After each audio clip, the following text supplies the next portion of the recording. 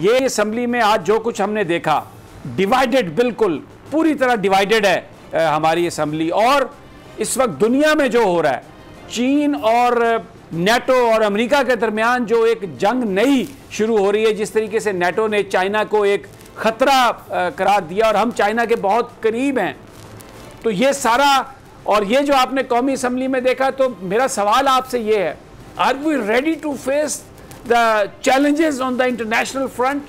ہلالی صاحب. سمیع ابراہیم صاحب، وہ سوال کے جواب دینے کے پہلے میں آپ کو یاد دلانا چاہتا ہوں کہ 1950s میں ایسٹ پاکستان اسمبلی کے میٹنگ میں ہمارا ایک سپیکر تھے جن کو انک سٹینڈ سے سر پہ مارا گیا، اور اس کے بعد اس وقت لوگ کو پتہ چل گیا کہ ڈیموکریسی پاکستان میں نہیں چل سکتا. افسوس سے کہنا پڑتا ہے کہ from that moment on democracy Pakistan میں نہیں چلا اور کھو دیتا ہوا اور ایوب خان آ گئے. تو یہ جو ہوا ہے، ایسے موقع پہ جب پاکستان کو یونٹی اتفاق کی اتنی ضرورت ہے کہ میں آپ کو بتا نہیں سکتا، اور کوئی ایسا موقع ہے ہی نہیں ہمارے ہسٹری میں جدھر ایسے وقت ہمیں یونٹی چاہیے، اتفاق چاہیے. اور وہ دیکھیے اس اسمبلی میں کیا ہو رہا ہے. تو کیا آپ اور میں یہ نہیں پوچھ سکتے کہ ایسے ٹائم پہ یہ ہونا، اس اسمبلی کا فائدہ کیا ہے؟ یہ تو ہمیں ڈیوائیڈ کر رہے ہیں.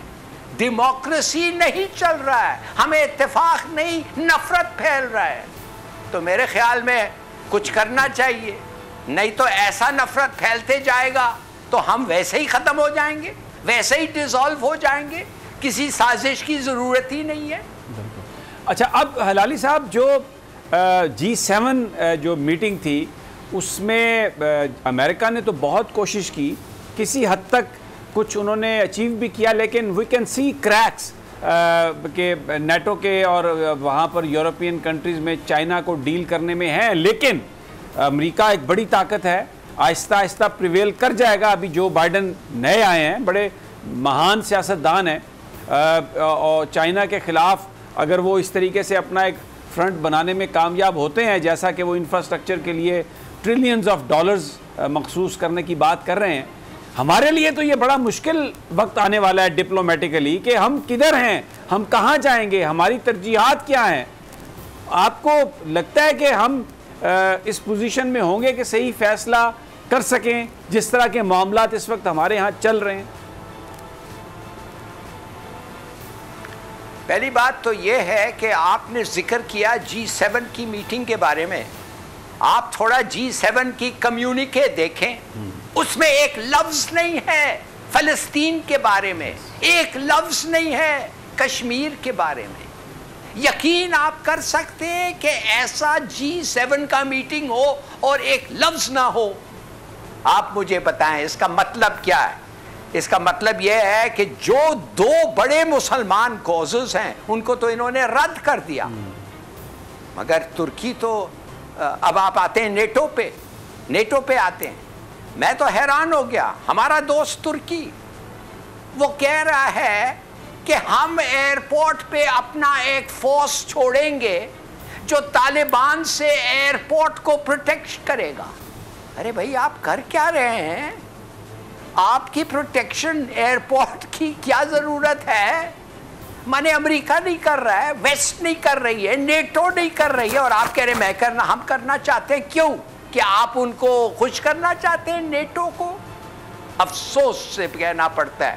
دوسری بات، کیا ڈیکلیریشن جو ہوا ہے G7 کا، نیٹو کا، انہوں نے کہا ہے کہ ہمیں بڑا کنسرن ہے، ایک تھریٹ ہے ٹو ورلڈ پیس.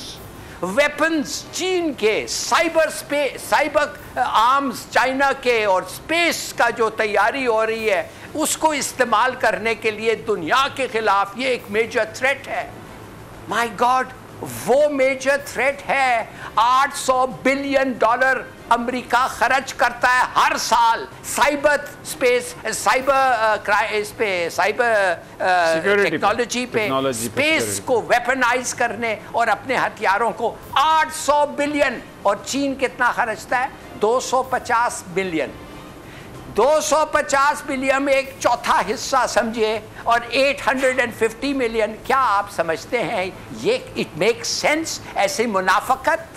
مگر کوئی ہمارا دوست ترکی نے کچھ نہیں کیا، ایسوسیٹ ہو گیا نیٹو کے کمیونکے کے ساتھ، اور G7 میں 2 بڑے مسئلے مسلمانوں کے، ایک ذکر ہی نہیں ہے ان کے اوپر۔ اب آپ کو میں ایک اور چیز بتانا چاہتا ہوں، مگر خوش ہم کیوں ہونے چاہیے؟ ہمیں خوش اس لیے چاہیے کہ ہمارے پاس، معاف کریے میں پالیٹکس میں نہیں ہوں، میں ووٹ نہیں کرتا، مگر میں داد دینا چاہتا ہوں اس وقت اس عمران خان کو۔ He does what he says. He means what he says. And he says what he means. دیکھیے انہوں نے کیا کہا through شاہ محمود قریشی، انہوں نے کہا امریکنوں کو no favorites in افغانستان، ہم کوئی فیوریٹ نہیں رکھتے، ہم طالبانائزیشن کو نہیں سپورٹ کرتے، اور تمہارے سے یو ایس کوئی پریشر اور بلیک میل ہم نہیں ایکسپٹ کرنا چاہتے ہیں۔ ہماری عزت ہے and we are willing to pay the price, اور وہ پرائس شروع ہو گیا ہے۔ آج آپ کو میں بتاتا ہوں IMF، ورلڈ بینک، ADB، یہ سب پلان کر رہے ہیں پاکستان کی اسسٹنس پروگرام کو کٹ کرنے کے لیے۔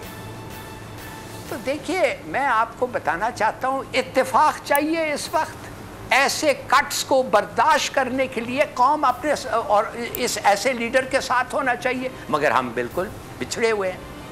تو ان ڈیوائیڈ کیا، اس گورنمنٹ کو بیرونی دنیا کی نظر میں کمزور کیا، تو یہ بھی پھر کسی گرینڈ پلان کا حصہ تو ہو سکتا ہے جس کا مقصد یہ ہو کہ پاکستان کی حکومت پر دباؤ ڈالا جائے، ان کو کمزور کیا جائے تاکہ وہ گھٹنے ٹیک سکیں ویسٹ کی خواہشات کے آگے۔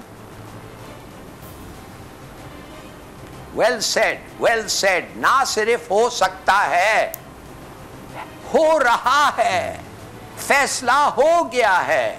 آپ مجھے بتائیں پلیز، آپ مجھے بتائیں، آپ اگریمنٹ کرنے جا رہے ہیں طالبان کے ساتھ، کیا اگریمنٹ کہ آپ چھوڑ کے چلے جائیں گے، مگر آپ لنک نہیں کرتے۔